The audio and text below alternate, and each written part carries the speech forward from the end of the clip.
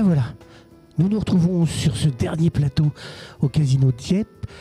C'est toujours un très grand moment, Mars au féminin à Dieppe. C'est vraiment une patte bien particulière. L'année dernière, j'avais quand même pris cher sur les témoignages de femmes battues et qui avaient essayé de trouver des solutions et de thérapie par l'écriture.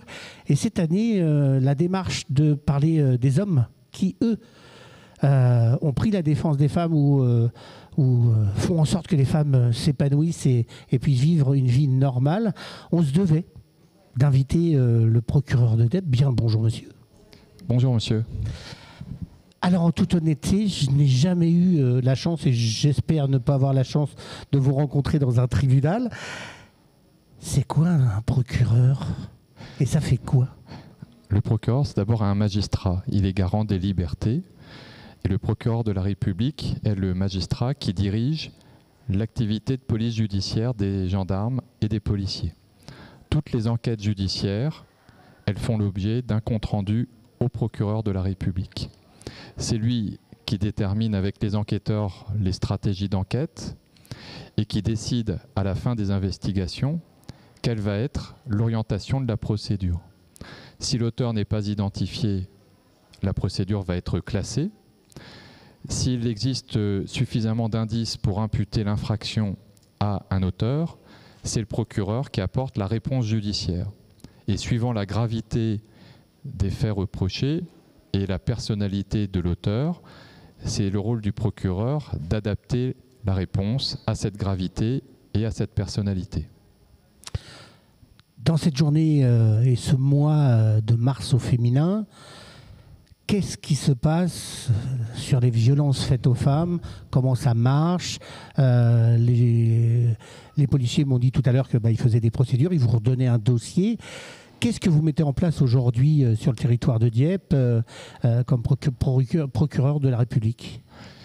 Alors, de manière générale, il y a toujours les enquêtes qui sont menées par les services de police et de gendarmerie, bien évidemment, avec une priorité donnée à ce type de contentieux, un véritable contentieux de masse. On parle de plusieurs centaines de procédures chaque année pour le seul arrondissement de Dieppe, qui suppose et qui réclame une vigilance de tous les instants pour permettre d'évaluer la situation, la gravité, l'urgence, la dangerosité de l'auteur et de pouvoir apporter une réponse adaptée de nature à éviter le renouvellement des faits, à protéger la victime et à assurer donc une sanction adaptée pour la personne qui serait condamnée. Ce que j'expérimente depuis 15 jours, en lien avec le souci justement de pouvoir apporter une réponse plus élargie, c'est une ouverture de fenêtre supplémentaire, la possibilité pour des victimes qui n'oseraient pas se manifester auprès de la police, qui auraient honte, qui auraient peur, qui penseraient pouvoir être suivies. C'est ce qu'on voit dans certains dossiers avec des balises ou avec des surveillances, presque des filatures de l'auteur au sein d'un couple avec une emprise qui est telle que la femme a peur de faire une démarche. Je propose la possibilité de prendre rendez-vous avec moi au tribunal avec différentes modalités, par téléphone, par courriel, sur le compte Twitter aussi, de façon très simple, afin de faciliter la libération de la parole. L'objectif, c'est de lutter contre le chiffre noir de violences intrafamiliales, violences conjugales qui peuvent encore exister, bien évidemment. On sait qu'il y a un certain nombre de situations qui restent sous les radars, comme on dit, et il faut que ça cesse.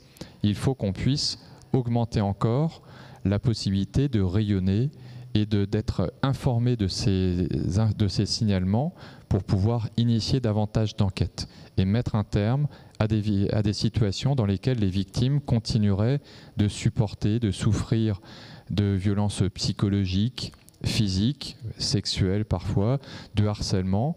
C'est une expérimentation que j'ouvre également au fait de discrimination et de harcèlement en dehors de la famille.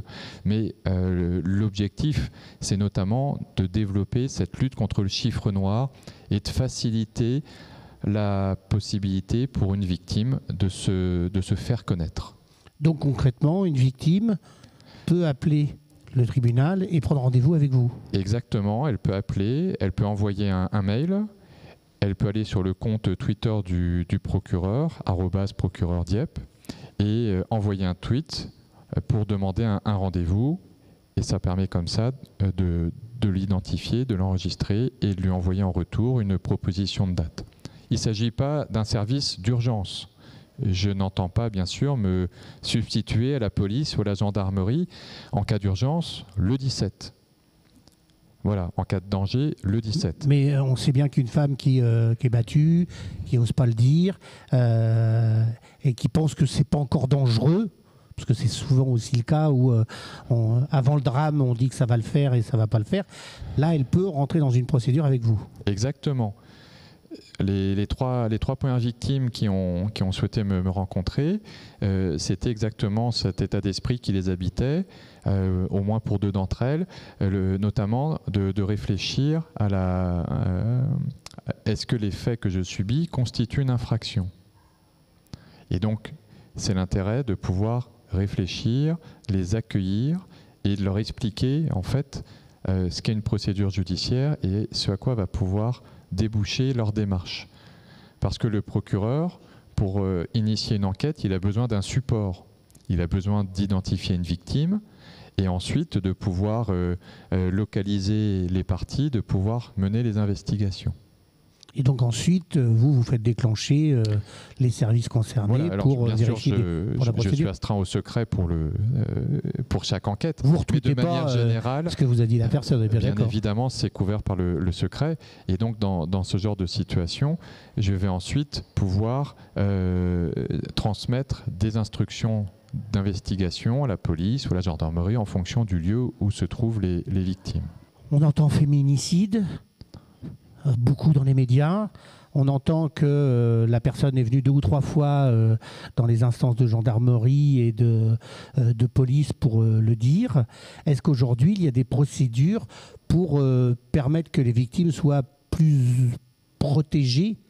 Est-ce que vous avez mis en place ici ou est-ce que c'est en projet de permettre à la victime de pouvoir éviter le drame ? Il existe, comme sur l'ensemble du territoire national, des dispositifs afin de pouvoir apprécier la situation de danger et proposer un accompagnement, une protection. C'est notamment le cadre de ce qu'on appelle les TGD, les téléphones grave danger, et les barres pour bracelets anti-rapprochement. Des dispositifs à partir d'un téléphone mobile. Le téléphone grave danger, en fait, c'est un téléphone qui est remis à la victime et qui lui permet, en fait, en appuyant sur une simple touche, d'être en contact avec une plateforme d'assistance 24 heures sur 24, 7 jours sur 7. Cette plateforme va faire le lien avec les services d'enquête et assurer la géolocalisation du téléphone et donc de la personne qui l'utilise, de la victime à protéger en cas de danger. Le bracelet anti-rapprochement, c'est un dispositif encore plus fort puisque dans le cadre d'une décision de justice, il peut être prévu que l'auteur sera interdit de rentrer en contact avec la victime et que cette interdiction sera fixée de façon géographique permanente à travers un dispositif électronique qui fera à travers un bracelet d'un côté et un téléphone de l'autre qu'en cas de rapprochement, une alerte soit émise et permette ainsi à la victime d'être mise à l'abri le temps de l'intervention des services de police afin de contrôler et interpeller la personne qui se rapprocherait d'elle. Alors on sait bien, vous comme nous, comme moi, que entre le moment où on déclare être victime et le moment où la mesure de justice est passée, il y a souvent des laps de temps importants. Est-ce que c'est prévu de les réduire au maximum pour mettre moins la victime en danger ? C'est déjà le cas. La juridiction, l'ensemble de la juridiction, parce que le procureur est un des magistrats qui travaille, mais il y a d'autres magistrats qui travaillent sur les victimes de violences conjugales. Et donc, nous avons tous fait le choix de prioriser les procédures concernant des victimes de violences conjugales notamment ou intrafamiliales. Ce qui fait que le juge aux affaires familiales aussi s'est organisé afin de pouvoir appliquer les dispositions liées aux ordonnances de protection. Une protection qui est assurée par une décision civile interdisant une personne de se rapprocher de la victime dès lors que les violences dénoncées paraissent vraisemblables. En dehors même de l'enquête, c'est un dispositif, en 5 jours, le juge est saisi, tient l'audience et au 6e jour, il doit pouvoir rendre sa décision. Donc c'est très rapide. En matière pénale, bien évidemment, là aussi, lorsque il y a des situations d'urgence, la réponse est immédiate. La garde à vue, ce qu'a dû expliquer le fonctionnaire de police référent aux violences conjugales que vous avez interviewé précédemment, mais bien évidemment aussi la justice, et c'est le rôle du procureur d'adapter, comme je disais tout à l'heure, la réponse à la gravité et à la personnalité.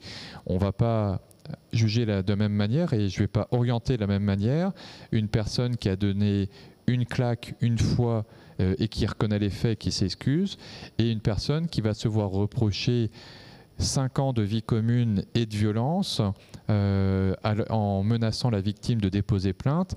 Et la victime n'osera déposer plainte qu'au bout de 5 ans. Ce sera le pas qui lui permettra de faire cesser son emprise. Mais bien évidemment, la réponse devra être à la hauteur des faits et de la nécessité de libérer la victime de cette emprise. Avec notamment, à la fin de la garde à vue, ce qu'on appelle un déferment, le fait d'ordonner à la personne de venir sous escorte au tribunal. Elle est présentée au magistrat qui décide soit d'une procédure où elle peut être jugée immédiatement, c'est ce qu'on appelle la comparution immédiate, et là elle reste encore détenue, privée de sa liberté jusqu'à l'audience, et ensuite il y a la possibilité de la recevoir pour lui notifier une convocation à date, avec un contrôle judiciaire lui interdisant par exemple de paraître au domicile, c'est l'éviction de l'auteur du domicile conjugal, et beaucoup de déferments aussi pour des faits reconnus dans le cadre de ce qu'on appelle dans le jargon américain le plaidé coupable, en droit français la comparution sur reconnaissance préalable de culpabilité, et qui permet comme ça, à la fin d'une garde à vue, de recevoir l'auteur des faits, qui reconnaît les délits qu'on lui reproche, et on lui propose en fait une peine en présence de son avocat qui est là pour l'aider et lui réfléchir avec lui si la peine est adaptée, et s'il est d'accord avec la peine proposée, la peine est ensuite soumise à un juge qui homologue, qui peut valider la décision. Ce qui fait qu'en 48 heures à l'issue d'enquête, à la fin de la garde à vue, la personne est déférée. Elle peut sortir 2 heures après avec une décision de justice exécutoire, c'est-à-dire qu'elle rentre en vigueur tout de suite en sortant du tribunal, avec un sursis probatoire, l'interdiction de rentrer en contact, d'aller voir la victime, l'obligation de contribuer quand même aux charges familiales et une peine de prison avec sursis, une amende à payer, un stage de citoyenneté à réaliser. Cette démarche, elle fonctionne bien, elle est demandée par les auteurs ou le plaidé coupable, ça commence à rentrer dans les mœurs. Au vu des actes d'enquête réalisés et peut-être aussi psychologiquement, il y a quand même toute une partie des auteurs de violences conjugales qui reconnaissent les faits. On les interroge sur les faits et s'ils contestent, on va quand même leur dire que les voisins ont entendu les cris de la victime, que le médecin légiste a fixé une incapacité totale de travail parce qu'il a bien relevé la trace de coups, de blessures, qu'on a bien retrouvé du sang dans le domicile, que les enfants, quand ils sont en âge d'être entendus, peuvent être auditionnés et vont aussi parfois malheureusement être témoins de ces violences. Et puis la victime a pu se confier à des proches, à une amie, un voisin, envoyer des messages d'aide sur son téléphone. Donc on a beaucoup d'éléments à investiguer. Hein. Ça ne se fait pas d'un coup de claquement de doigts. C'est pour ça que ça prend du temps aussi. Mais c'est grâce à cette réunion de preuves qu'on va ensuite mettre l'auteur face à ses responsabilités. Et dans quand même un nombre important de dossiers, les auteurs de ces violences reconnaissent les faits et admettent leur responsabilité pénale et donc sont susceptibles d'accepter une peine proposée par le procureur. Je cherche la peine adaptée aux faits, avec le souci de protéger la victime. Il ne s'agit pas systématiquement d'envoyer les gens en prison. Il y a des gens qui vont en prison. Il y a de plus en plus d'auteurs de violences conjugales incarcérés en France. Mais il y a aussi d'autres dispositifs alternatifs. J'évoquais le sursis probatoire. Donc, plutôt que d'aller en prison, on reste en liberté, à charge de devoir répondre aux convocations du juge d'application des peines, le JAP, et de justifier de démarches de soins pour l'alcool lorsqu'on a une addiction, de justifier d'avoir réalisé un stage de sensibilisation aux violences conjugales lorsque cette décision est ordonnée, ou de suivre l'orientation vers le Centre de prise en charge des auteurs de violences conjugales, le CPCA, qui est un réseau de rendez-vous individuels et collectifs à fréquence très proche, à peu près chaque semaine, sur une période de 10-12 semaines, et d'avoir ainsi l'occasion de réfléchir. Qu'est-ce qui fait que j'ai pu frapper la personne que j'aime ou que j'ai aimée? Comment j'ai pu la frapper parfois devant les enfants? Qu'est-ce qui fait que sous l'emprise de l'alcool, je deviens mauvais envers elle? Comment j'ai pu frapper sous prétexte que la viande était trop cuite? Pourquoi c'est pas moi qui fais le repas? C'est ça. Ouais. Voilà, toutes ces questions de liberté, d'égalité au sein d'un couple qui sont remises, qui sont évoquées, remises à plat, avec la recherche aussi d'une solution, d'une thérapie lorsqu'elle a besoin d'être mise en place. J'évoquais les personnes atteintes d'alcoolisme, il peut y avoir la toxicomanie, des éléments de marginalisation qui peuvent aussi faciliter la commission de certaines infractions. Bref, c'est l'occasion en fait d'analyser et de réfléchir avec l'auteur pour prévenir la commission de nouveaux faits au sein du couple. Est-ce que vous avez un conseil à apporter? Alors on parle des femmes principalement parce que c'est quand même... À Dieppe, c'est 89% des victimes de violences conjugales sont des femmes. Les femmes arrivent, ils viennent déposer plainte, et puis en fait quand ils ressortent, on y retourne quand même, pour X raisons. Est-ce que vous avez des conseils à apporter à ces femmes où déjà ils ont fait le pas de déposer plainte, mais on y retourne parce qu'il y a les enfants, parce qu'il y a le foyer, parce qu'il y a l'argent, parce que... Et parfois il y a l'amour. Et il y a l'amour. C'est une réalité, vous touchez du doigt une réalité qui est celle de nombreux dossiers avec des victimes qui se manifestent à juste titre en signalant les violences, en déposant plainte, et certaines vont rapidement ou plus lentement retirer leur plainte, mais ce n'a pas d'incidence en droit français. On est influencé par les feuilletons américains quand on entend la victime qui retire sa plainte. Mais en France, le procureur est là justement pour représenter la société dans la procédure pénale et défendre les intérêts de la société. Et les intérêts de la société, c'est de dire stop aux violences, de ne pas tolérer ça.